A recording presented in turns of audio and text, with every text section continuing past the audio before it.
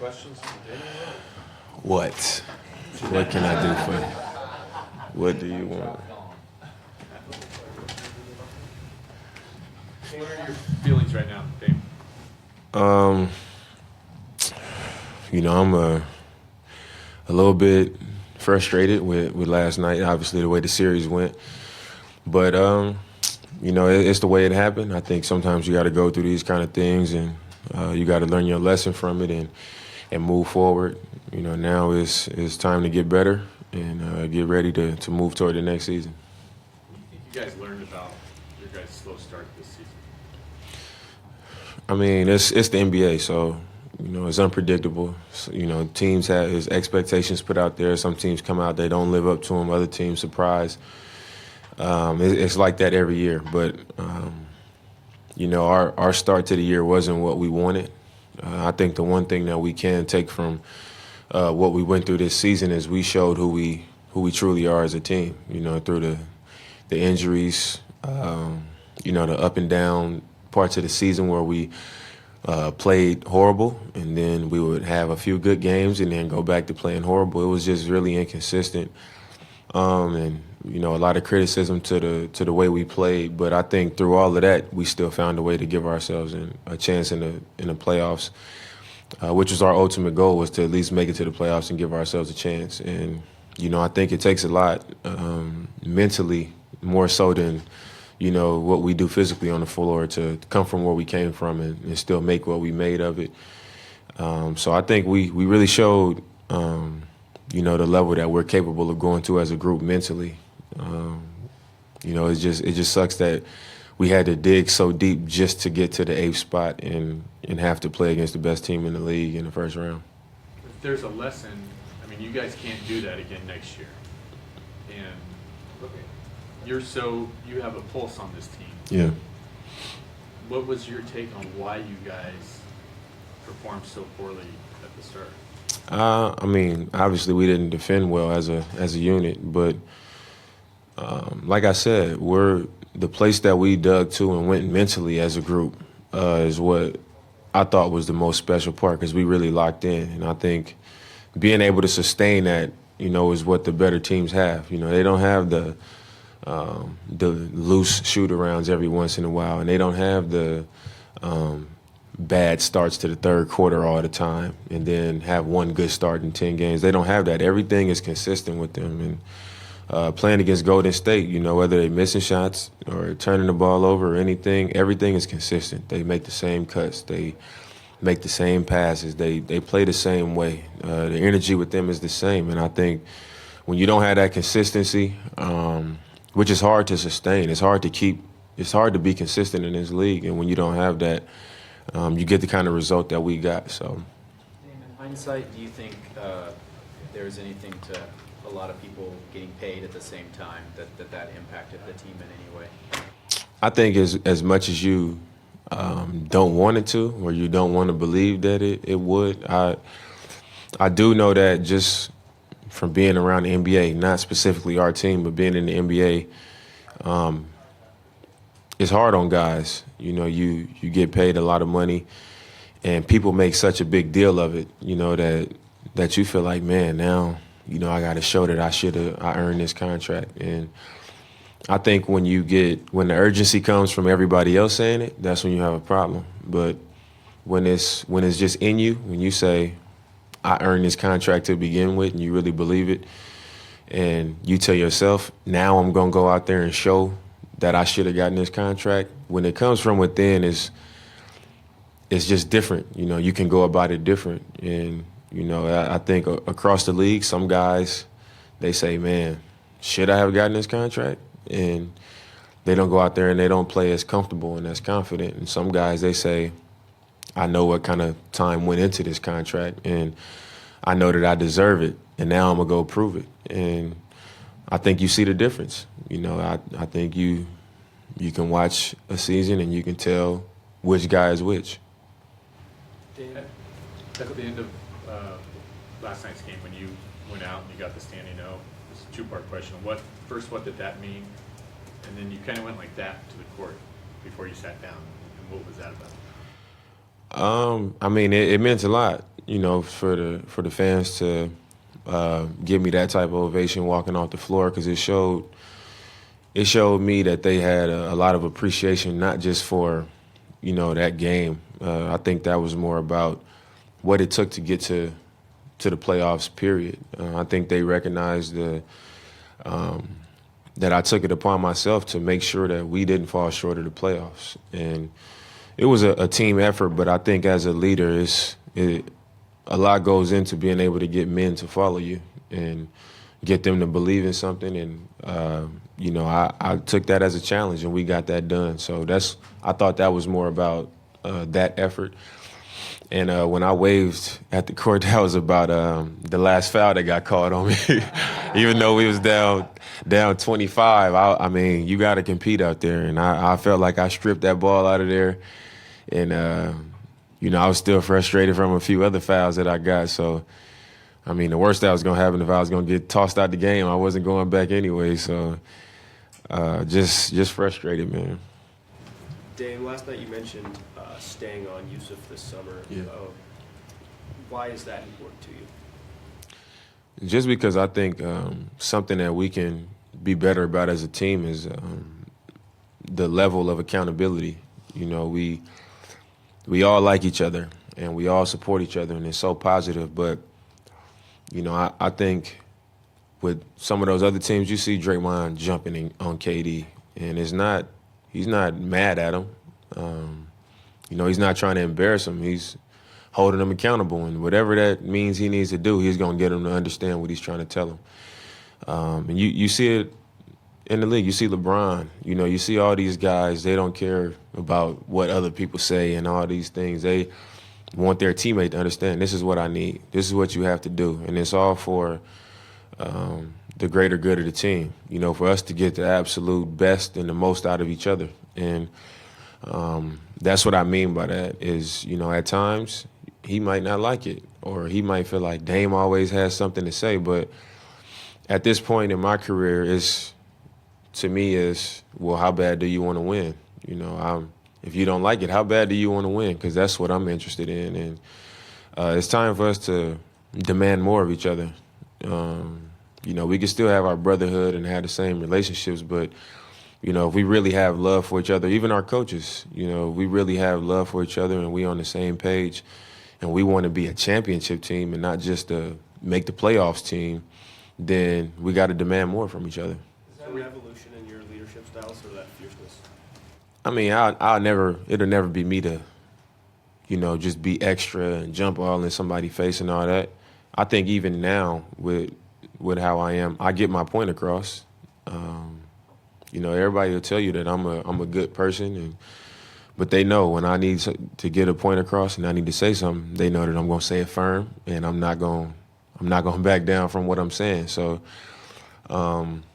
definitely the next step for us from top to bottom, coaches to players, is demanding more from each other.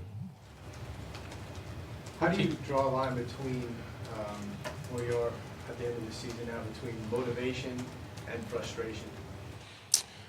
I think you're frustrated with the way the season just it was up and down, up and down. You're frustrated because you know that you could have performed better as a group. I know that that's what frustrates me the most, but I think on the positive side, you see that you can win. Even like I said, through everything that happened this year, we found a way to win and found a way to be in the playoffs. And that's the positive side of it. But it's just a matter of, can we do that before there's no other option?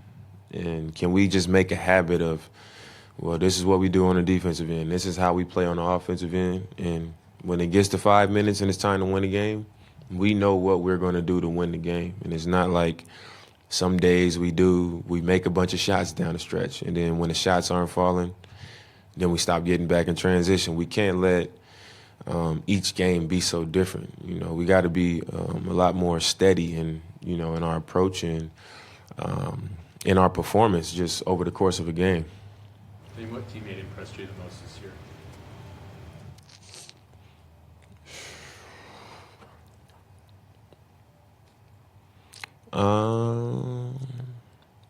impressed me the most, I'm gonna have to say two players.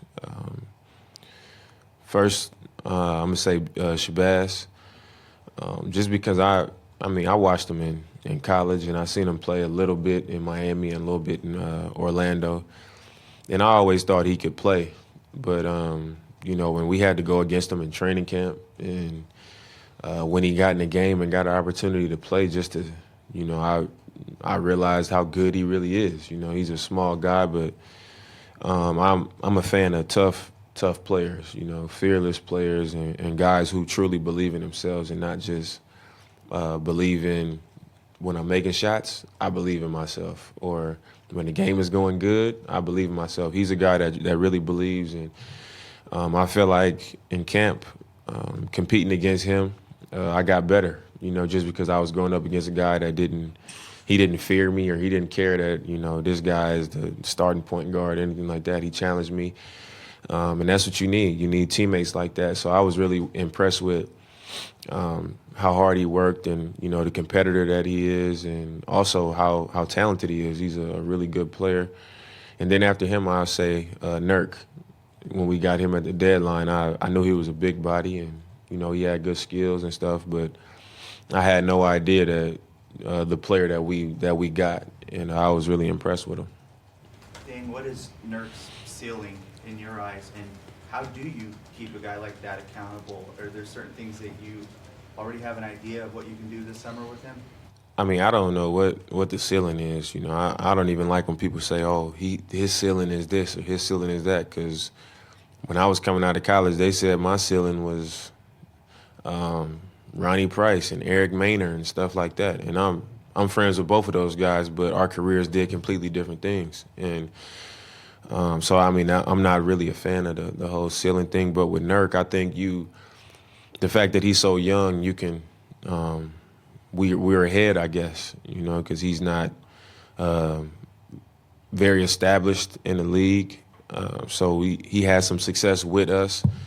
And I think the biggest thing is his youth, how young he is. You can mold him into what you want him to be, you know, along with how good he is already. So, you know, that allows you to hold him accountable the way we need to get the most out of him, and to make him a better player so he can make me a better player.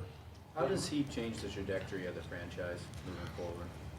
I think it changes a lot, because you go from, I think my second year, my third year, you know, I was starting at point guard, and you knew that you had LaMarcus out there, and it was like, okay, they have two guys that they can work with. You know, you got Nick Batum and Wes Matthews, and it was like, when we came to camp, we really felt like we could win the championship. And I think a lot of it was because we knew that we had guys that we could depend on, guys that was going to be able to have it every night. And now with myself and CJ, and then you put Nurk out there, and I think, again, you have three guys that you know you're going to get some quality production from.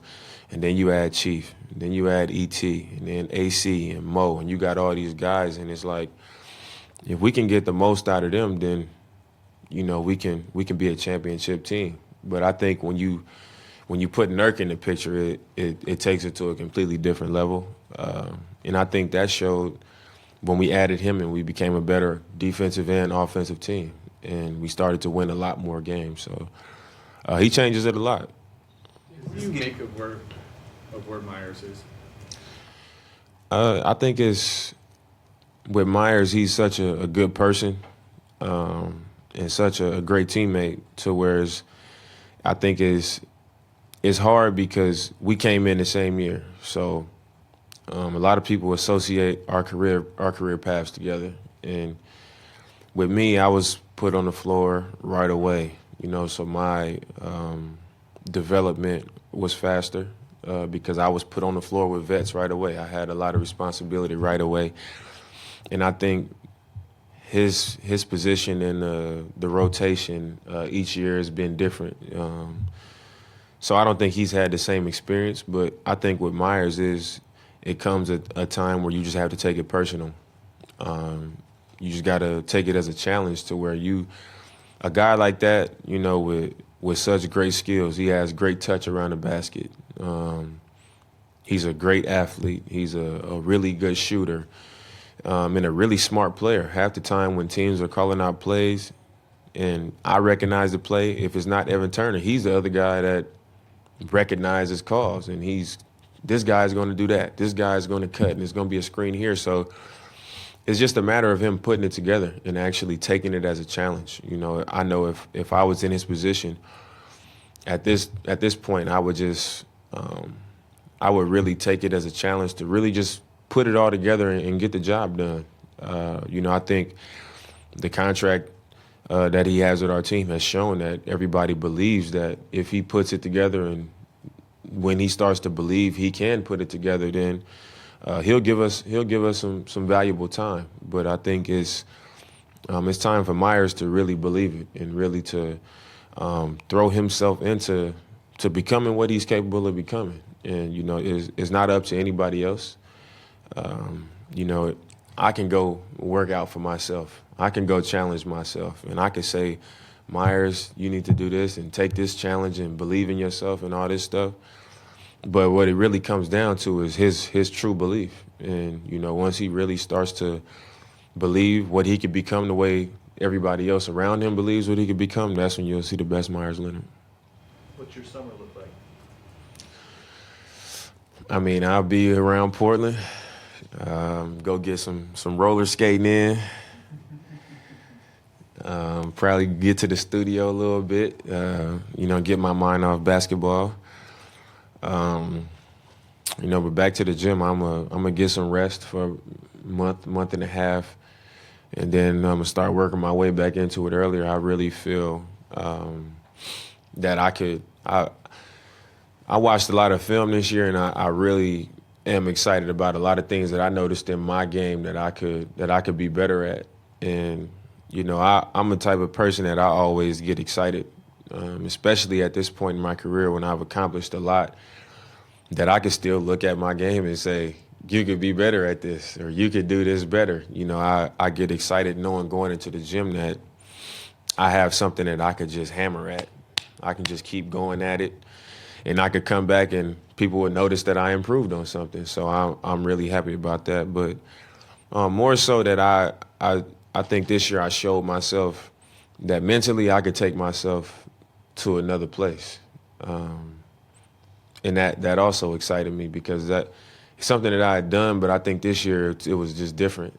You know, it was like a really tough spot and then like a really tough moment, and it was like, you have to lock in right here. You have to get this done, and I took myself there. So just having that feeling and knowing that when you really lock in and mentally you're there, that got me ready to get my work in and come back better next year and put a complete season together. Give us an example of what you saw on film that you want to try to work on. Situations to where it's playmaking, not putting myself in position to have to take tough shots as often.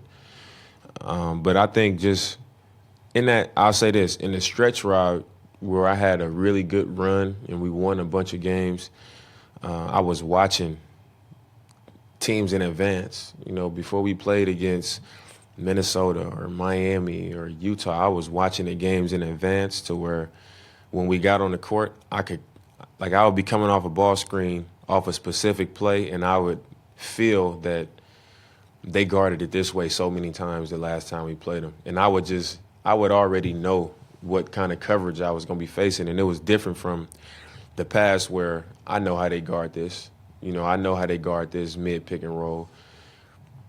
In that stretch, it was more like I saw this guy help from the corner so many times on film, and I saw this guy show, but he was in a rush to get back. So, like, my timing and my feel for what was happening was just different. And it reminded me of a conversation I had with Kobe, you know, and I asked him, you know, how was you able to just get so dominant? Like, how did you get that done when everybody was trying to stop you? And he said, I watched so much film that I think I knew other teams better than they knew themselves. And, you know, he just talked about how obsessed he was with watching film, and not just watching the shots that you made or the ones that you missed that you should have made, just really watching what you could do to get better and really watching how you could defend a guy, because you'd be surprised how often they do the same things, you know. And he brought up a lot of points that made me feel like, man, if I could get myself to that point and get myself to that level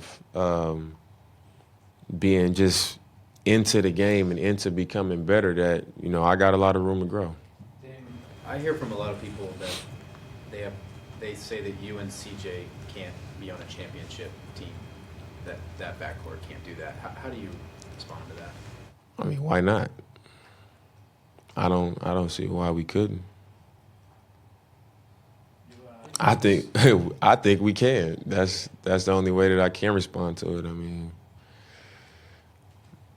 Isaiah Thomas, Joe Dumars. I mean, I think of a bunch of small backcourts. If we want to do it, we got to be better. On both ends of the floor, we got to be better if that's what we want to do. But I don't see why we couldn't do it. In the last couple summers, so much has been the direction of the franchise has been predicated on free agency, whether it be LaMarcus staying or going. Last year, all the money you guys had to spend. Yeah. This year, you guys don't have any money to really spend. How do you view how this team can get better? I mean, I think, well, you start with what you have. So going off this season, I think you have to, as a player on this team, you have to look at the kind of performance we had, and then guys have to be honest with themselves and, you know, go say, well, I didn't do this very well. You know, I struggled in these situations, and you got to go get better. And not just so your numbers can improve, but you got to be better so when you come back, the team can get the most out of you. You know, what you bring to the table for the team is at a higher level, and you give in more quality. But I think other than that, you know, is nothing in your control as a player. But me, I'm interested in winning, and you know, you want to be around guys that want the same thing. So hopefully, all the guys that are under contract, they want the same thing and they committed to the same thing. And obviously, Neil and you know, our front office guys, they also have a job that they have to do. It's a business at the end of the day. So you know, if they feel a change needs to be made or whatever needs to happen for us to be a better team, I'm sure they'll do what they need to do. But as far as the players, we just need to do what we do and focus on what we can do to come back and help the team improve. And let's get on the court and work. Do you remember when that was you talked to Kobe, that conversation you referenced? It was leading up to this season. On the phone or in person? Or? On the phone. Do you watch the playoffs when you guys are out, or is that tough to watch? It's tough to watch, but I watch it. Who you got in the finals? Who do you want to see in the finals? Who do I want to see in the finals? Oh, y'all, don't do me like that. In the finals, I don't know. I think it's going to be interesting. I think it's going to be pretty interesting. A lot of teams can be beat. I'll say that. You know, teams can be beat. You praised the Warriors a lot last night and a little bit today. Do you feel like, in terms of how they play, that's a good kind of model for you guys to kind of duplicate it? I mean, I think it's that we're not the same team as them. You know, they don't have a guy where they play through the block. We do. You know, they have a Kevin Durant. We don't. You know, it's just our team. We're not the same team as them. You know, Draymond, we don't have that. But I think the trust and the understanding of how to play, you know, how consistent they are. You know, I think those are things that we can borrow from them and take that and make that a part of our identity. Just because those are things that all championship teams have. You know, they understand each other, they understand the game, and that I think we won't be the Warriors. You know, because we aren't the team that they are. But I think it's a lot of things that we can borrow from what they do as a team that can make us a better team. Okay, we're going to wrap it up. Thanks, Damian. Thanks, Dave. Thanks for all you do for us.